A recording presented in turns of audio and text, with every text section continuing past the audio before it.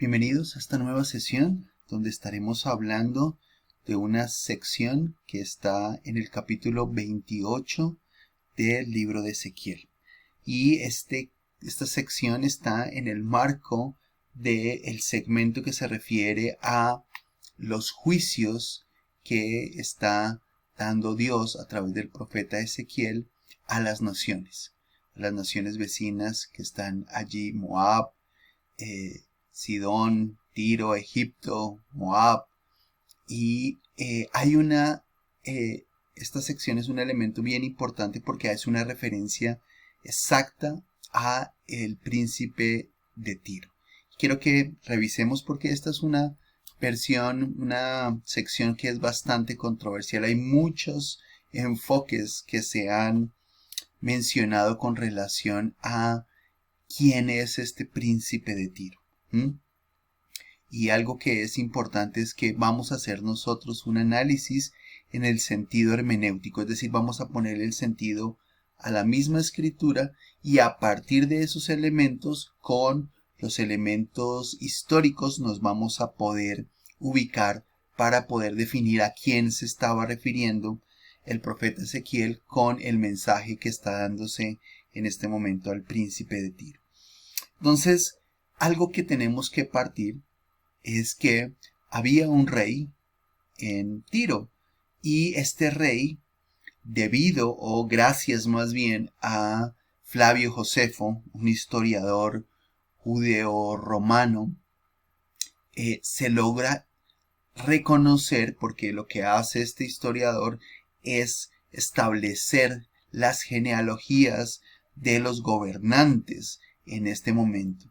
Y se nos dice que había un gobernante en Tiro para esta época que se llamaba Etbaal III o Itobaal III, términos romanos, latinos.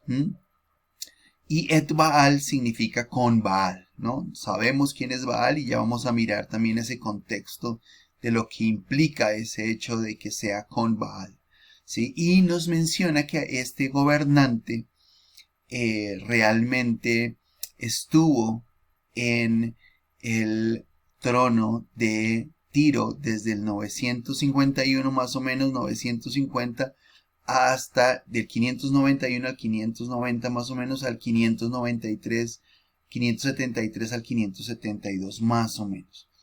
Y le ubican en ese momento porque es el tiempo en que cae Jerusalén, ¿no? Recuerden que estamos hablando de ese momento cuando el rey Nabucodonosor finalmente toma la ciudad de Jerusalén y es destruida la ciudad de Jerusalén. Y algo que es importante es que sí se ubica en una línea genealógica que la escritura misma nos muestra.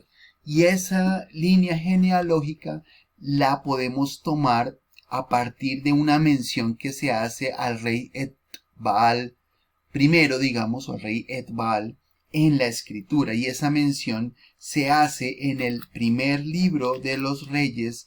En el capítulo 16 se hace mención a Etbaal.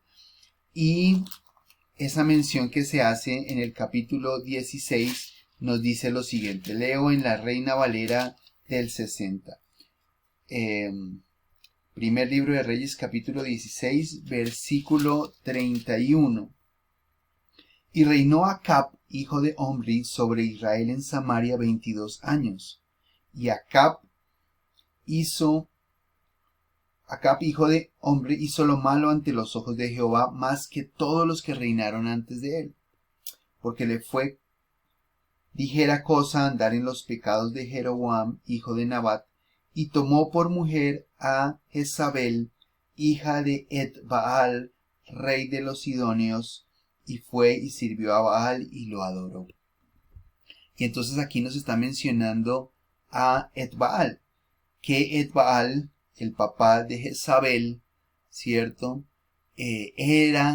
Fue descendiente de este rey de Tiro. Entonces aquí lo que podemos nosotros encontrar es que este Etbaal era el nieto de el papá de Jezabel, es decir, de Etbaal III, de Etbaal I.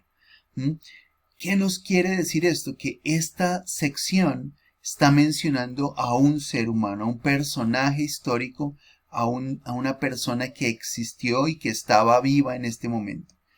Y que era un hombre muy atractivo, como el de la foto, lleno de sabiduría, acabado de hermosura, perfecto, muy sabio, este hombre que estaba allí reinando en Tiro, y era un hombre al cual probablemente se le había subido, producto de su belleza, producto de su sabiduría, se le había subido el ego y él quería ser como Dios. Él se creía como Dios. Además, recordemos un elemento bien importante, y es que en estas culturas, en la cultura de Tiro y de Sidón, como en la cultura egipcia, los reyes se consideraban parte de las divinidades, descendientes de los dioses, ¿no? Eso tenían ese tipo de reconocimiento. Y entonces por eso estos también se creían dioses. Pero vamos a ver que hay un componente espiritual más profundo en esto. Y entonces lo que se nos dice es que este era un hombre, y al cual se estaba refiriendo la profecía, era a este hombre que era rey de Tiro en ese momento de la historia. Ahora bien, recuerden que para muchos en este pasaje han afirmado que este texto hace referencia al enemigo, ¿sí? Hace referencia a Satanás. Yo prefiero decirle al enemigo, pero como ustedes lo quieran llamar. Y es una mención a él, ¿sí? Y explica el origen de la maldad y cómo ocurrió la caída del enemigo. Y esos teólogos, esos estudiosos de las escrituras, se basan en unos argumentos para referirse al, a que esta sección es directamente relacionada al enemigo. Recuerden que previamente usted debe haber hecho la lectura del capítulo 28 desde el versículo 1 hasta el versículo 19. Si no lo ha hecho, ponga pausa en este momento del video y haga la lectura porque es fundamental para poder entender lo que estamos hablando. Y entonces, ellos nos están diciendo, estos estudiosos, que hay unas razones por las cuales este pasaje hace referencia al enemigo, ¿sí? Y lo que ellos dicen es que el enemigo estaba en el huerto del Edén, ¿sí? Que el príncipe de Tiro, ese hombre guapo que vimos allí, no estaba en el Edén, no estaba en el jardín del Edén cuando Dios creó al hombre.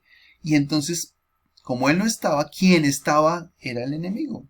Y que él, estando allí, fue el origen de todas las cosas. Él había sido creado por Dios y su belleza concordaba con la perfección del huerto del Edén. Recuerden que la escritura nos dice que Dios todo lo hizo bueno. Otro argumento que se utiliza es afirmar que en el versículo 14 se habla de un querubín protector. Y un querubín es un ángel protector del trono de Dios y de su santidad. Además que habitaba en el monte de Dios. ¿Sí? Recuerden que allí nos dice que estaba con Dios en el monte de Dios y que Dios lo saca del monte de Dios y lo bota a la tierra, ¿no? El otro argumento que los estudiosos refieren es que Dios creó al enemigo perfecto y en el principio hasta que la iniquidad se halló en él. Y pese a que fue creado en perfección, su pecado, el orgullo, que se menciona allí también, que pueden ustedes revisar las citas con calma, hacer las pausas y revisar las citas que aparecen en la presentación, ese orgullo lo llevó a rebelarse contra Dios, a creerse Dios y a querer sentarse en el trono de Dios y ser como Dios. Y por eso Dios lo saca y lo echa fuera del monte de Dios. De la misma manera se menciona que él tiene acceso a la presencia de Dios, que estaba allí en la presencia de Dios y que Dios lo expulsa de ese monte de Dios y que eso concuerda con toda la doctrina que se menciona acerca del enemigo en Génesis 6 y en Isaías 14 también. Y esas son razones por las cuales se hace mención a que este segmento hace referencia al enemigo. Pero recuerden que ya explicamos que había una persona, un ser humano que estaba gobernando Tiro y que se llamaba Etbaal III, ¿sí? Y que era descendiente de Etbaal, aquel que fue el papá de Jezabel, y que ese papá de Jezabel es el abuelito de este Etbaal III. Pero hay otros que dicen que no es posible que sea el enemigo, ¿sí? Y dan algunas razones. Dicen que Edén, ese que se utiliza en el versículo 13, también se puede referir al paraíso, y que no siempre Edén hace relación a ese huerto del Edén, sino a la perfección, ¿sí? Y también puede hablarse o referirse como de manera metafórica, ¿sí? Algunos dicen es una manera metafórica porque también en algún momento más adelante van ustedes a encontrar que también se menciona que en Egipto, el faraón de Egipto se menciona como un árbol en el Edén, ¿sí? O sea, y era precisamente tratando de ridiculizar la autopercibida gloria de esos reyes de las naciones, que ellos se creían dioses.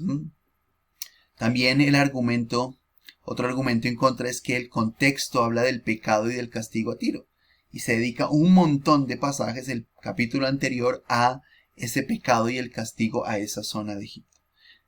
También se hace claridad en que Ezequiel no se refiere de manera explícita al enemigo en este contexto ni en el resto del libro, y que por eso no podemos deducir que sea el enemigo. Y adicionalmente que el lenguaje es hiperbólico, irónico, y de forma satírica el escritor retrata al rey como un dios, ya que él se reclamaba un ser divino, pero no lo era. Entonces, ¿qué podemos concluir? Lo que podemos concluir es que Dios está comparando el orgullo y la soberbia del rey de Tiro a el orgullo y la soberbia de Satanás. Y lo que podemos nosotros deducir y concluir, probablemente buscando un equilibrio entre estos dos elementos, porque, ojo, no perdamos de vista que había un ser humano, Etbaal III, que era un ser histórico al cual se estaba refiriendo probablemente. Es decir que la conclusión que podemos sacar es que hay dos mensajes, porque en el versículo 1 y en el versículo 11 hay la misma sección. Vino a mí palabra de Jehová diciendo. Es como si fueran dos mensajes. Y en el primero, en la Reina Valera, dice al príncipe de Tiro. Y en el segundo dice endecha al rey de Tiro. Obviamente que en otras versiones, y si ustedes revisan otras versiones, príncipe y rey se hacen referencia como rey, porque también son dos palabras que se utilizan indistintamente para referirse a rey, príncipe o rey. Pero este hecho de que la Reina Valera nos lo presente como príncipe y como rey, siendo un rey, por supuesto, puede hacer referencia a dos mensajes, ¿sí? Ese primer mensaje al hombre, a este príncipe, a este sujeto, a este ser humano que estaba allí gobernando Tiro en ese momento, y el segundo mensaje referido al enemigo, ¿sí? Referido al enemigo como instrumento, este ser humano como instrumento del enemigo. Es decir, incluso algunos estudiosos dicen que puede referirse a una posesión demoníaca, es decir, que el príncipe de Tiro estaba poseído directamente por el enemigo, ¿sí? Y recuerden que usualmente las posesiones son demonios en general, pero aquí era el mismo enemigo detrás, poseyendo al príncipe de Tiro. Y entonces por eso se une el mensaje, ¿sí? Y se explicita qué sucedió con el enemigo y por qué fue que cayó, ¿sí? Haciendo una comparación con ese orgullo y esa soberbia que ambos manifestaron en su momento. Entonces, puede ser dos mensajes, el primero al hombre y el segundo al enemigo detrás del hombre o dentro del hombre, ¿sí? Y esa es una de las maneras en que buscamos explicar estos pasajes complejos.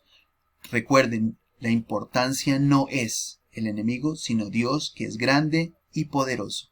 Dios les bendiga.